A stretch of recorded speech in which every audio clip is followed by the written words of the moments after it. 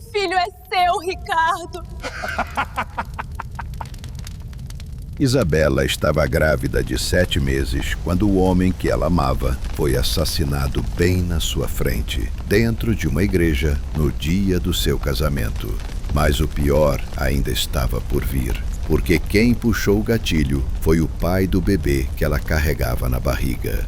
E ele não parou por aí. Ricardo apontou a arma diretamente para a cabeça de Isabela e atirou. A bala atravessou seu crânio de um lado ao outro. Ela caiu no chão, cercada por corpos, enquanto a igreja era incendiada. Qualquer médico diria impossível sobreviver a isso. Mas Isabela não morreu naquele dia. E o que aconteceu depois, meu Deus, você não vai acreditar. Uma história de traição, crime organizado, redenção impossível e um milagre que a medicina não consegue explicar. E você, o que está fazendo agora enquanto assiste esse vídeo? Tomando um cafezinho? Descansando no sofá? De que cidade você está nos assistindo? Comenta aqui embaixo. E se você quer saber o final impossível dessa história, aperta agora no botão de inscrever-se e ativa o sininho, porque você não vai querer perder o que vem a seguir. Isabela sempre soube que havia um preço a pagar. Aos 42 anos, ela carregava nas costas o peso de decisões que a maioria das mulheres jamais precisaria tomar. Enquanto olhava pela janela do pequeno apartamento alugado em uma cidade do interior, longe de tudo e de todos, suas mãos tremiam levemente sobre a barriga de 6 meses. A criança se mexia, alheia ao perigo que rondava sua existência desde a concepção. 5 anos. Foram 5 anos ao lado de Ricardo Almeida, o homem que a mídia celebrava como um visionário empresário, filantropo generoso e exemplo de sucesso. Mas Isabela conhecia a verdade que se escondia por trás dos ternos italianos impecáveis e do sorriso calculado. Ricardo era o cérebro por trás de uma das mais poderosas organizações criminosas do país, uma máfia que controlava desde o tráfico de influências até operações muito mais sombrias. Ela não havia sido ingênua desde o início. Quando o conheceu, Isabela já era uma mulher madura, divorciada, com um passado marcado por desilusões e contas que não fechavam no fim do mês. Ricardo surgiu como um tornado irresistível, oferecendo não apenas paixão, mas também propósito. Ele a fez sentir-se viva novamente, poderosa, importante. E aos poucos, quase sem perceber, Isabela tornou-se parte fundamental de sua operação. Não era apenas uma amante decorativa. Isabela tinha inteligência aguçada e frieza quando necessário. Ela participava das reuniões estratégicas, lavava dinheiro através de empresas fantasmas, negociava com políticos corruptos em jantares elegantes. Suas mãos estavam tão sujas quanto as dele, talvez até mais, porque ela tinha plena consciência de cada ação. Não havia inocência em suas escolhas. Havia pragmatismo, sobrevivência, sim, uma perversa estação em viver à margem da lei. Mas tudo mudou quando ela viu aquelas 2 linhas no teste de gravidez. Isabela olhou para o pedaço de plástico por longos minutos, sentindo o mundo desabar e se reconstruir simultaneamente. Uma vida crescia dentro dela. Uma vida inocente, que não pediu para nascer em meio ao caos e à violência. E pela primeira vez em anos, Isabela sentiu medo. Não medo por si mesma, mas por aquele ser minúsculo que dependia completamente dela. Ricardo sempre foi claro. Não queria herdeiros, não queria complicações. Ele tinha uma esposa, filhos já crescidos, uma fachada de respeitabilidade que precisava manter intacta. Isabela sabia exatamente o que ele faria se descobrisse sobre a gravidez. Ela já tinha visto como ele resolvia problemas, com eficiência brutal e sem hesitação. Foi então que ela tomou a decisão mais difícil de sua vida: fugir. Não apenas fugir de Ricardo, mas de tudo que havia construído ao lado dele. Isabela planejou meticulosamente sua fuga durante semanas. Pegou apenas o essencial, deixou para trás as joias caras, as roupas de grife, o apartamento luxuoso. Carregou consigo apenas documentos falsos que havia guardado para emergências, algum dinheiro que conseguiu desviar sem levantar suspeitas e a determinação de recomeçar. Encontrou refúgio em uma cidadezinha no interior de Minas Gerais, onde ninguém a conhecia. Alugou um apartamento simples. Conseguiu um emprego discreto em uma biblioteca. Pela primeira vez em anos, Isabela experimentou a simplicidade. Acordava cedo, trabalhava honestamente, frequentava a igreja local. E foi lá, entre hinos e orações, que conheceu Fernando. Fernando era tudo que Ricardo não era. Gentil, honesto, trabalhador. Um homem simples que trabalhava como professor e dedicava os fins de semana a projetos sociais na comunidade. Ele a olhava com admiração genuína, sem segundas intenções, sem jogos de poder. Quando Isabela contou que estava grávida de um relacionamento anterior que havia terminado mal, Fernando não julgou. Apenas segurou sua mão e disse que toda criança merecia amor e que ele estaria ao lado dela se ela quisesse. Isabela não se apaixonou imediatamente. Ela havia esquecido como era ser amada sem condições, sem contratos implícitos de lealdade e silêncio. Mas, aos poucos, Fernando foi conquistando seu coração endurecido pelos anos ao lado de Ricardo. Ele a fazia rir, a fazia sonhar com um futuro diferente, um futuro onde seu filho pudesse crescer em paz, longe das sombras que ela havia abraçado por tanto tempo. Quando Fernando a pediu em casamento, 4 meses depois de se conhecerem, Isabela hesitou.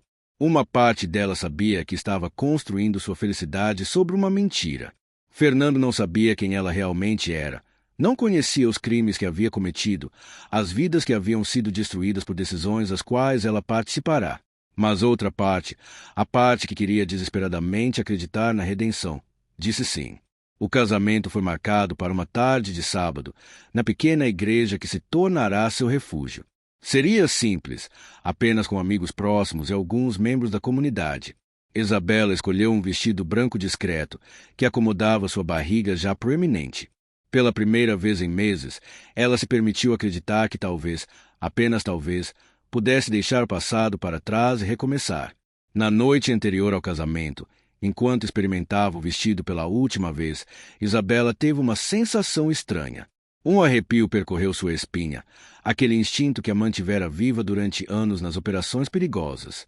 Ela olhou pela janela, examinando as ruas desertas da cidadezinha. Nada parecia fora do lugar, mas o medo estava lá, latente, sussurrando que ela deveria correr novamente. Mas ela estava cansada de correr, cansada de olhar por cima do ombro. Isabela queria acreditar que Ricardo nunca a encontraria ali, naquele lugar esquecido, tão distante do mundo de poder e violência que eles compartilhavam. Ela queria acreditar que merecia aquela segunda chance. Então, Isabela ignorou o instinto que gritava dentro dela. E essa seria uma decisão que mudaria tudo. No dia do casamento, ela acordou com uma estranha sensação de paz. O sol entrava pela janela, iluminando o vestido branco pendurado. Seu filho se mexeu dentro dela, como se também estivesse ansioso pelo novo começo. Isabela sorriu, colocando a mão sobre a barriga. Hoje começa nossa nova vida, meu amor, sussurrou para a criança que ainda não havia nascido. Hoje, finalmente, estaremos seguros. Ela não tinha ideia de como estava errada. A paz que sentia era apenas a calmaria antes da tempestade mais devastadora de sua vida. A igreja de Santo Antônio era pequena e acolhedora, com seus bancos de madeira desgastados pelo tempo e vitrais coloridos se projetavam padrões luminosos no chão durante as manhãs ensolaradas. Isabela sempre achou aquele lugar reconfortante, um santuário onde pela primeira vez em anos ela conseguia respirar sem o peso da culpa esmagando seu peito. Ou pelo menos, era o que ela tentava acreditar.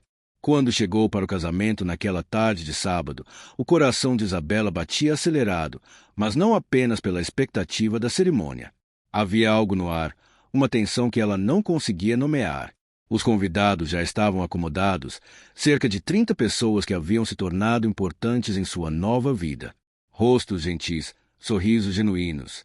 Fernando estava no altar, elegante em seu terno simples, os olhos brilhando de emoção ao vê-la entrar. A música começou a tocar e Isabela deu os primeiros passos pelo corredor central. Cada passo parecia uma vitória sobre seu passado, uma afirmação de que ela poderia, sim, recomeçar. A barriga de 7 meses tornava seus movimentos mais lentos, mas também mais significativos. Ela não estava apenas caminhando em direção a um novo marido, estava caminhando em direção a uma vida completamente diferente para ela e seu filho. Foi quando ela estava a meio caminho do altar que ouviu o som inconfundível de portas sendo arrombadas. A música parou abruptamente. Gritos começaram a ecoar. E então, Como em um pesadelo em câmera lenta, homens armados invadiram a igreja. Eram 6, todos vestidos de preto, com máscaras cobrindo seus rostos. Mas Isabela não precisava ver seus rostos para saber quem os havia enviado. Ela reconheceu a maneira militar como se moviam, a eficiência brutal em suas ações. Era um homem de Ricardo.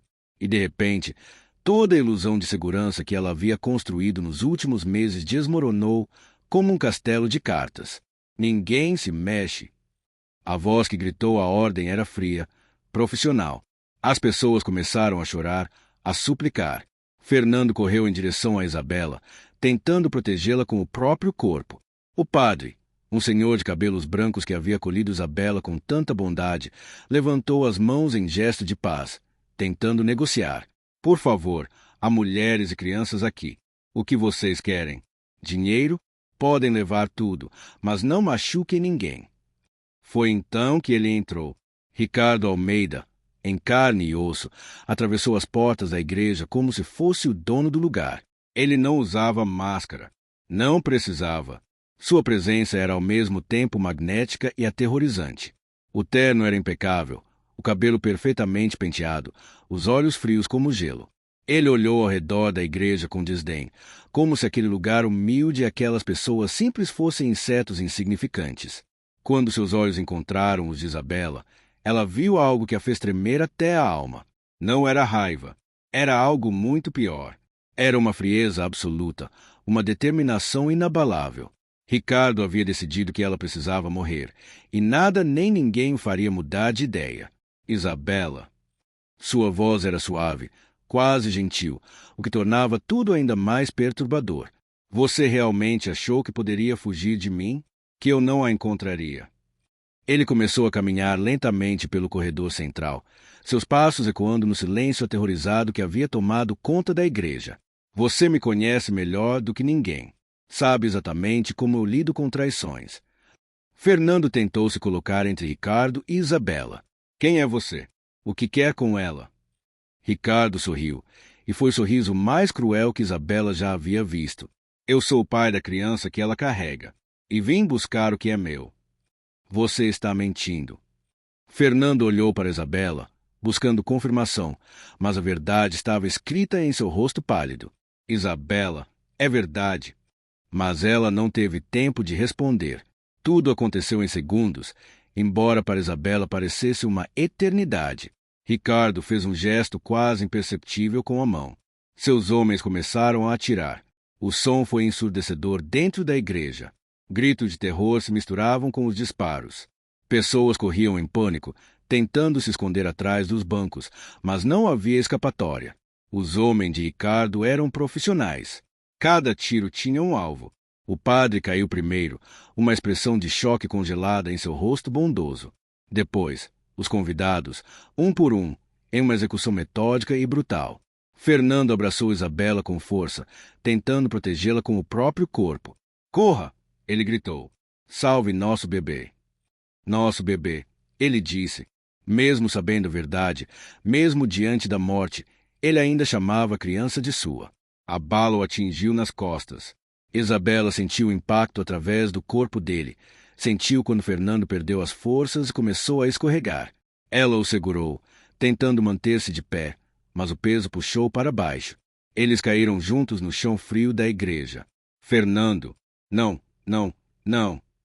Isabela pressionou as mãos contra o ferimento dele, mas o sangue jorrava entre seus dedos. Os olhos de Fernando, já vidrados, encontraram os dela pela última vez. Eu te amei, de verdade. Ele sussurrou. E então se foi. Isabela segurou o corpo sem vida dele, incapaz de processar a magnitude da tragédia. Ao seu redor, a igreja havia se tornado um matadouro. Corpos por toda parte, sangue manchando os bancos de madeira. O silêncio que se seguiu aos disparos era de alguma forma pior do que os gritos. Ricardo caminhou até ela, seus sapatos imaculados pisando em poças de sangue sem qualquer preocupação. Ele olhou para o corpo de Fernando com indiferença, depois para Isabela. Você me decepcionou. Sua voz era quase triste. Nós éramos perfeitos juntos. Você era a única que realmente me entendia. E então você faz isso. Foge como uma covarde, tenta construir essa vida patética com esse ninguém. Ricardo, por favor. Isabela mal conseguia falar através das lágrimas. Pelo amor de Deus, deixe pelo menos a criança viver. É seu filho. Justamente por isso. Ricardo se agachou ao lado dela, limpando delicadamente uma lágrima do rosto de Isabela com o polegar. O gesto seria quase terno se não fosse absolutamente macabro. Eu não posso deixar essa criança existir. Seria uma fraqueza, um ponto vulnerável. Você, de todas as pessoas, deveria entender isso. No nosso mundo, fraquezas te matam. Nosso mundo. Isabela sentiu algo se partir dentro dela. Não era mais medo. Era uma raiva fria, cristalina. Eu deixei esse mundo. Eu escolhi sair. Ninguém sai. Isabela, você deveria saber disso. Ricardo se levantou, sacando a arma da cintura. Mas não se preocupe. Vou tornar isso rápido, por respeito ao que tivemos. Isabela fechou os olhos. Pensou em seu filho, que nunca veria a luz do dia. Pensou em Fernando, que morreu acreditando nela. Pensou em todas as escolhas que a trouxeram até aquele momento. O tiro soou como um trovão. A bala entrou pela têmpora esquerda de Isabela e saiu pelo lado direito de sua cabeça. Qualquer médico diria que era impossível sobreviver a um ferimento assim. A bala havia atravessado o crânio, deveria ter destruído partes vitais do cérebro, causado danos irreversíveis. Ela deveria ter morrido instantaneamente. Mas ela não morreu. Ricardo não esperou para confirmar. Ele havia visto cérebros sendo espalhados antes, conhecia a aparência da morte. Quando Isabela caiu para trás, os olhos vazios, o sangue se espalhando ao redor de sua cabeça como uma auréola macabra, ele simplesmente guardou a arma e saiu da igreja. Seus homens já haviam derramado gasolina pelos bancos. O fogo cuidaria das evidências. Em poucas horas, aquela pequena igreja no interior de Minas Gerais seria apenas cinzas e memórias. Mas o destino, ou talvez algo maior, tinha outros planos. O primeiro bombeiro a chegar à cena, quase uma hora depois que os vizinhos reportaram o incêndio, encontrou o inferno. A igreja estava quase completamente consumida pelas chamas, a estrutura começando a desabar. Ninguém esperava encontrar sobreviventes. Era para ser apenas uma operação de rescaldo. Foi o cão farejador que os levou até ela. Mesmo através da fumaça e da destruição, o animal detectou algo e começou a latir freneticamente. Quando bombeiros removeram os escombros, encontraram Isabela, ou o que restava dela. Ela estava irreconhecível. Queimaduras de 3º grau cobriam metade de seu corpo. A lateral da cabeça era uma massa de sangue e tecido. Mas, impossível e inexplicavelmente, havia um pulso. Fraco, irregular, mas existente. Meu Deus! Sussurrou um dos paramédicos quando verificou seus sinais vitais. Ela está viva. E ela está grávida. A corrida contra o tempo começou. Isabela foi transportada de helicóptero para o hospital regional, onde os médicos olharam uns para os outros em descrença. O neurocirurgião de plantão, Dr. Henrique Alencar, examinou os raios-x várias vezes antes de falar. A bala seguiu uma trajetória impossível. Ela passou pela cabeça sem atingir áreas críticas do cérebro. Destruiu tecido. Sim, causou trauma severo, mas por algum milagre, não tocou nas partes que controlam as funções vitais. É como se... Ele hesitou, consciente de como soaria, como se a bala tivesse desviado de propósito. Mas os desafios estavam apenas começando. As queimaduras eram extensas, a perda de sangue crítica. E havia o bebê. Com quase 8 meses de gestação, a criança também havia passado pelo trauma. Os batimentos cardíacos fetais estavam fracos, irregulares. Durante 3 dias, Isabela permaneceu em coma induzido. Os médicos trabalhavam incansavelmente para mantê-la viva, para manter o bebê vivo. A história havia vazado para a mídia local. Massacre em igreja deixa 30 mortos. Mulher grávida milagrosamente sobrevive. Mas ninguém sabia sua identidade.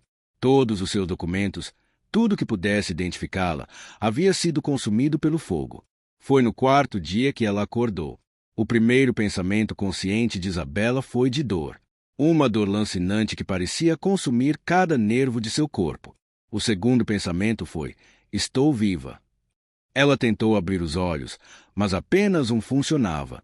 O outro estava coberto por bandagens.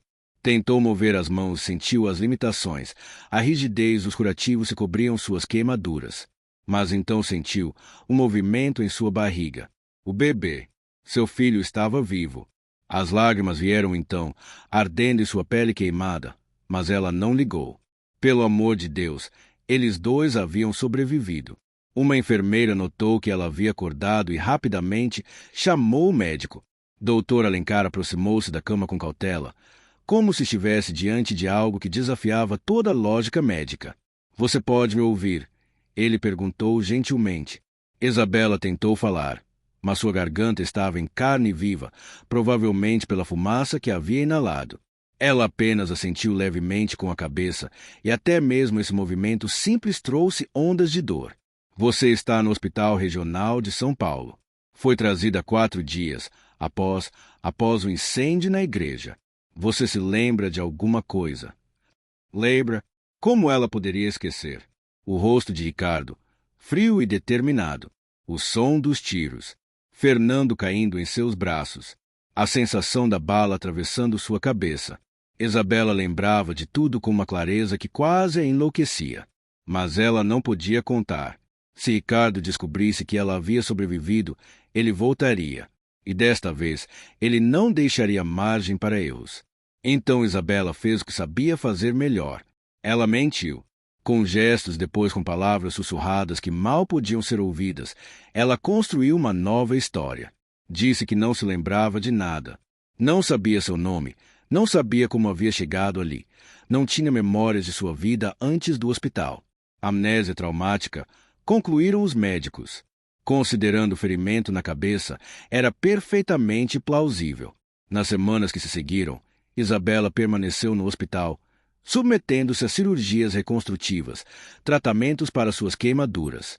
Seu rosto estava desfigurado. O lado esquerdo, onde a bala havia entrado, era uma cicatriz enorme, atravessando da têmpora até a mandíbula. Seu olho esquerdo havia sido danificado pela queimadura, deixando a visão permanentemente prejudicada. Seu corpo era um mosaico de enxertos de pele e tecido cicatrizado. Ela mal se reconhecia no espelho. E talvez, pensou Isabela, isso fosse perfeito, porque a mulher que Ricardo havia tentado matar realmente havia morrido naquela igreja. O que sobreviveu era algo diferente, algo mais duro, mais determinado. Um mês após o massacre, em uma noite chuvosa de novembro, Isabela entrou em trabalho de parto prematuro. Os médicos correram para fazer uma cesárea de emergência. Seu corpo, fraco e traumatizado, quase não resistiu ao procedimento. Mas quando ela ouviu o primeiro choro de seu filho, fraco mas insistente, Isabela soube que tudo havia valido a pena. Era um menino, pequeno, pesando apenas 1,8 quilogramas, mas vivo. Milagrosamente vivo. Gabriel. Ela sussurrou quando colocaram o bebê em seus braços pela primeira vez. Seu nome é Gabriel. O arcanjo guerreiro, o mensageiro de Deus. Parecia apropriado para uma criança que havia sobrevivido ao impossível. Enquanto segurava seu filho, Isabela fez uma promessa. Ricardo tentou destruí-los, mas eles sobreviveram. E agora, ela faria de tudo para garantir que ele pagasse. Não apenas por ela, mas por Fernando, pelo Padre bondoso, por todas aquelas pessoas inocentes que morreram simplesmente por estarem no lugar errado. A vingança não seria apenas um desejo, seria uma missão. Mas primeiro, ela precisava curar, precisava ficar forte. Porque quando finalmente confrontasse Ricardo Almeida novamente, Isabela sabia que teria apenas uma chance. E desta vez, ela não falharia. Nos meses que se seguiram, enquanto seu corpo lentamente se recuperava e Gabriel lutava para ganhar peso na UTI neonatal, Isabela começou a planejar. Ela usou seus contatos antigos com cautela, fazendo perguntas discretas, reunindo informações. Ricardo havia voltado para sua vida normal, convencido de que havia eliminado seu problema. O massacre na igreja havia sido arquivado como crime de latrocínio seguido de incêndio. Sem testemunhas, sem pistas, o caso esfriou rapidamente, mas Isabela lembrava de cada detalhe. Lembrava dos rostos dos homens que participaram do massacre. Lembrava da ordem em que Ricardo havia dado as instruções. E lembrava de algo mais. Os segredos que ela conhecia, os crimes que havia testemunhado, as informações que podiam destruir não apenas Ricardo, mas toda sua organização. Você acha que me matou? Ela sussurrou para a noite vazia, enquanto observava Gabriel dormir em seu berço hospitalar. Mas eu sou o fantasma que vai assombrar você até o fim. E quando eu terminar, Ricardo Almeida, você vai implorar pela morte que me deu. A mulher que havia sido Isabela realmente havia morrido naquela igreja. O que sobreviveu era alguém completamente diferente. Alguém que não tinha mais nada a perder. E essa pessoa era muito mais perigosa do que Ricardo jamais poderia imaginar. 18 meses. Esse foi o tempo que Isabela levou para se recuperar completamente, ou pelo menos o máximo que seu corpo destroçado permitia. As cirurgias reconstrutivas continuaram, mas ela recusou muitas das sugestões dos médicos. Não queria parecer com quem era antes. Queria que as cicatrizes permanecessem, lembretes constantes do que Ricardo havia tirado dela. O hospital a registrou como Jane Silva, um nome genérico para uma mulher sem passado. As assistentes sociais tentaram ajudá-la a reconstruir uma vida, ofereceram programas de reinserção, benefícios governamentais. Isabela aceitou tudo com gratidão silenciosa, mas por dentro estava tramando algo completamente diferente. Gabriel crescia forte, superando todas as expectativas médicas. O menino tinha os olhos de Ricardo, um verde penetrante que às vezes fazia o coração de Isabela apertar, mas a determinação era toda dela. Quando segurava nos braços, Isabela sentia uma mistura complexa de amor feroz e culpa devastadora. Aquela criança inocente havia nascido de tanta violência e traição. Você nunca vai conhecer seu pai, ela sussurrava para Gabriel durante as noites longas. Mas vai crescer sabendo que nem sempre os monstros parecem com monstros. Às vezes, eles usam ternos caros e sorriem para as câmeras. Durante sua recuperação, Isabela não ficou parada. Ela tinha uma vantagem que Ricardo desconhecia. Ele a julgava morta.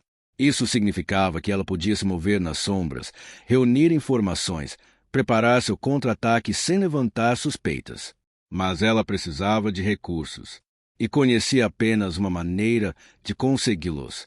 Antes de fugir de Ricardo, Isabela havia feito algo que ele nunca descobriu.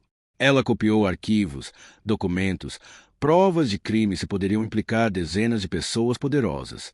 Políticos, juízes, empresários respeitáveis, todos que faziam negócios sujos com Ricardo. Ela havia escondido esses arquivos em vários lugares seguros, pensando que talvez um dia precisasse de um seguro de vida. Esse dia havia chegado.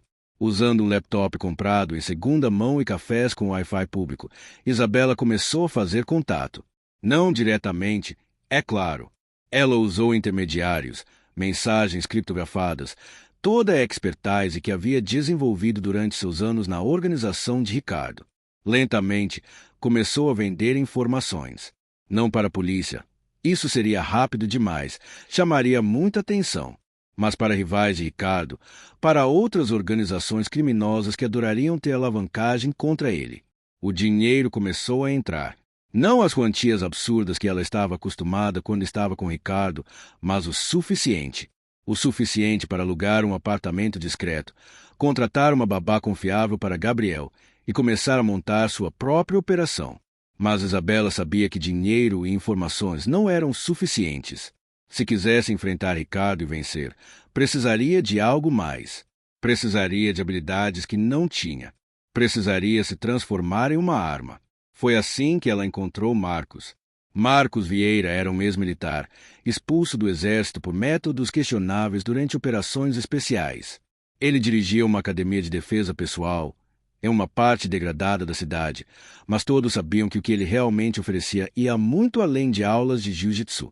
Marcos treinava pessoas que precisavam saber como sobreviver, como matar se necessário.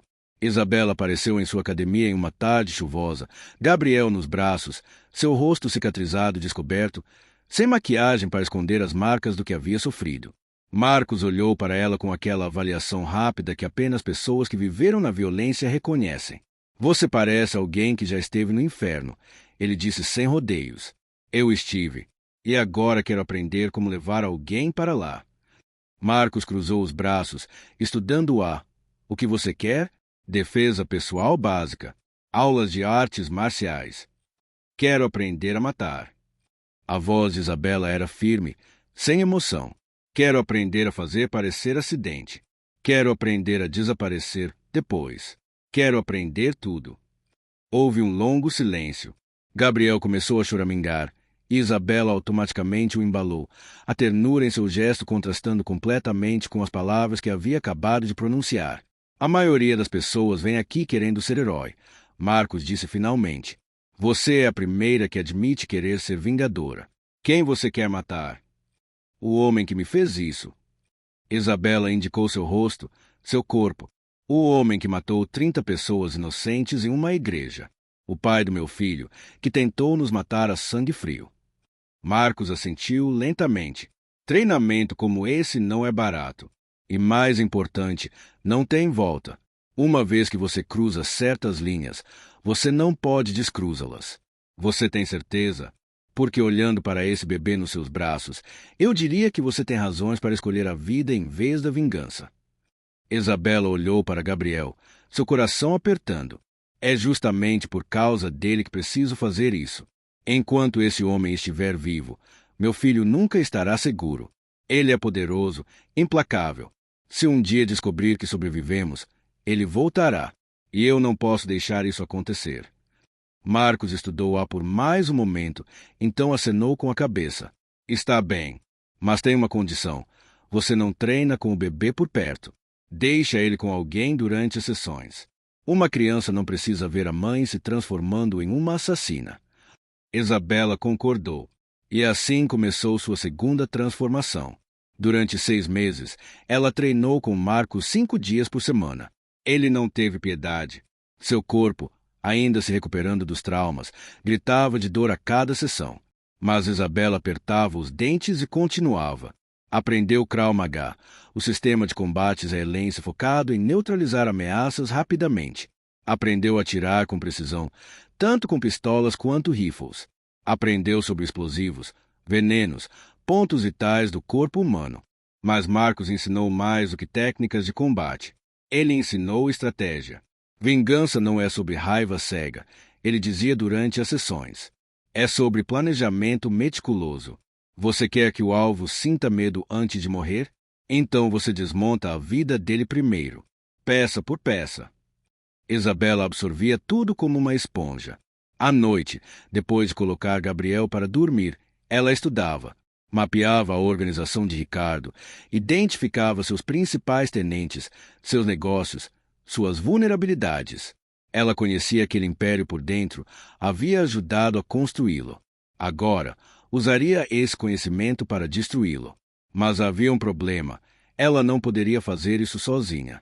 Ricardo tinha um exército ao seu dispor. Ela precisava de aliados.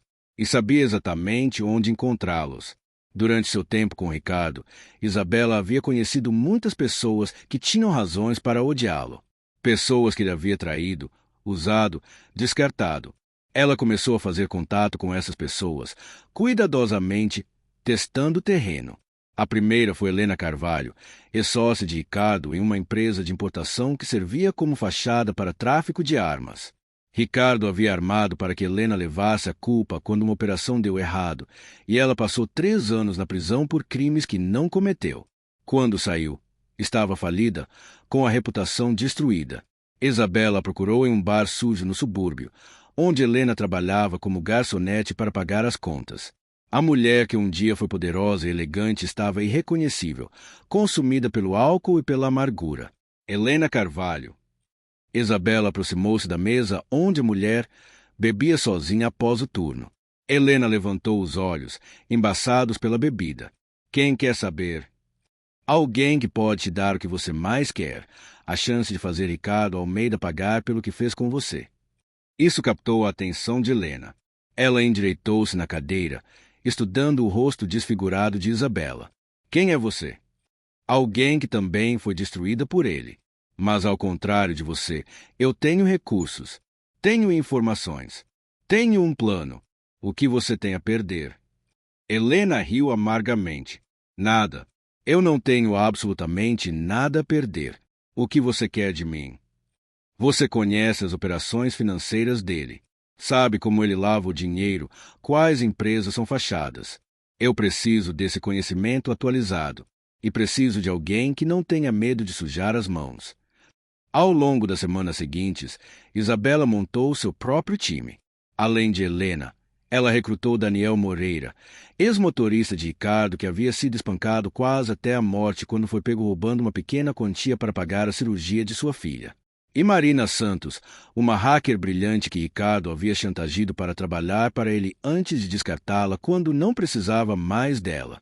Eram 4 pessoas quebradas, cada uma carregando suas próprias cicatrizes, algumas visíveis, outras não, mas unidos por um propósito comum: destruir Ricardo Almeida. Ele precisa sentir tudo o que nos fez sentir, Isabela disse durante sua primeira reunião em um depósito abandonado que ela havia alugado como base de operações. Cada traição, cada humilhação, cada momento de desespero. Não vamos apenas matá-lo. Vamos desmontar tudo que ele construiu, tudo que ele valoriza. E só quando ele não tiver mais nada, quando estiver completamente quebrado, então vamos tirar sua vida. Helena sorriu, uma expressão fria e sem humor. Você realmente o odiava, não é? Não. Isabela balançou a cabeça. O ódio é muito simples, muito emocional. O que sinto por ele vai muito além disso. Ele tirou meu futuro, matou o homem que eu amava, tentou matar meu filho. O ódio não é suficiente para descrever isso. Durante os meses seguintes, eles trabalharam meticulosamente. Marina hackeou sistemas de várias empresas de Ricardo, encontrando evidências de fraude, lavagem de dinheiro, subornos. Helena usou suas conexões remanescentes no mundo financeiro para iniciar auditorias aleatórias nessas empresas. Daniel, que ainda tinha contatos entre os motoristas e segurança de baixo escalão, começou a espalhar rumores, semear desconfiança dentro da organização. E Isabela, ela orquestrava tudo. Cada movimento era calculado para causar o máximo de dano sem levantar suspeitas de que havia uma força organizada trabalhando contra Ricardo. Os primeiros resultados começaram a aparecer. Uma de suas empresas de fachada foi multada pesadamente. Um político importante, que estava no bolso de Ricardo, foi exposto em um escândalo de corrupção e teve que renunciar. Um carregamento importante de mercadoria ilegal foi interceptado pela Polícia Federal, graças a uma denúncia anônima com informações precisas demais para serem coincidência. Ricardo começou a sentir a pressão. Isabela via isso nas notícias, nas entrevistas que ele dava, onde seu sorriso perfeito parecia um pouco mais tenso, seus olhos um pouco mais duros.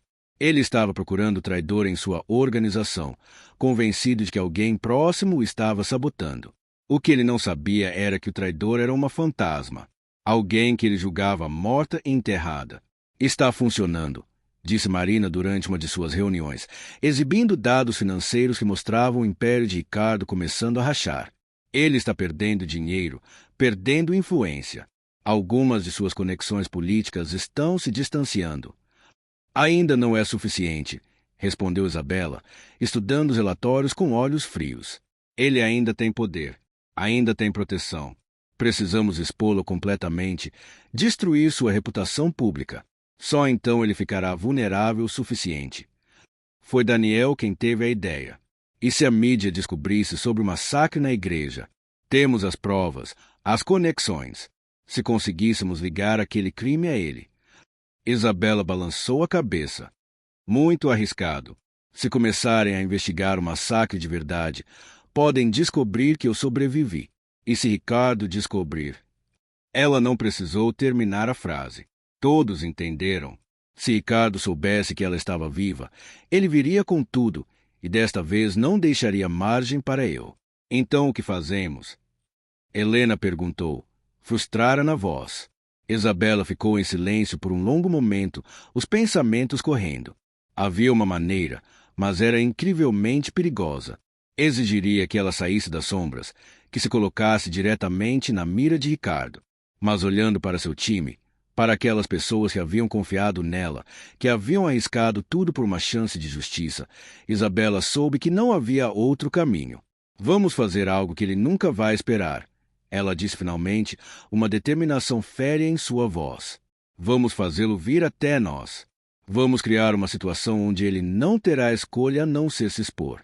E quando ele fizer isso, quando ele mostrar sua verdadeira face para o mundo, vamos estar lá para capturar cada segundo.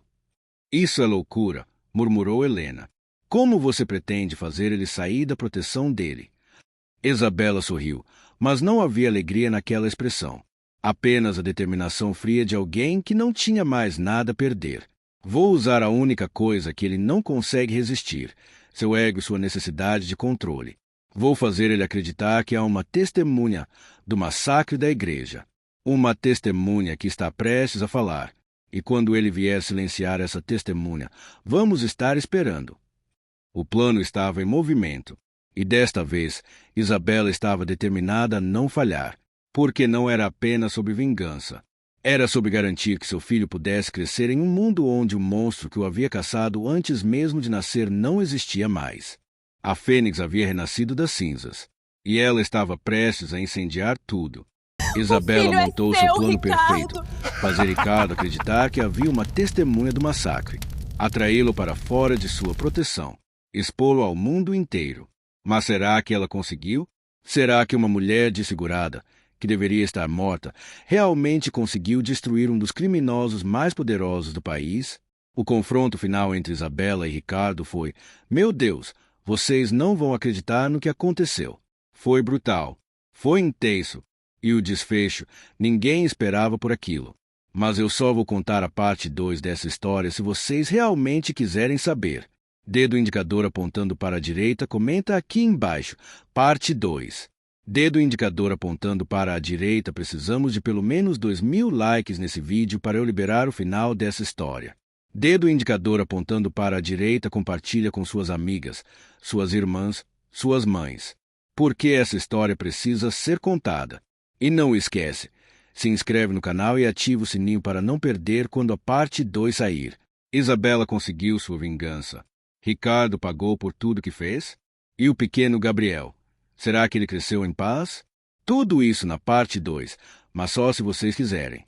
2.000 likes mais comentários igual parte 2 confirmada. Estou esperando vocês nos comentários. Beijos e até a próxima.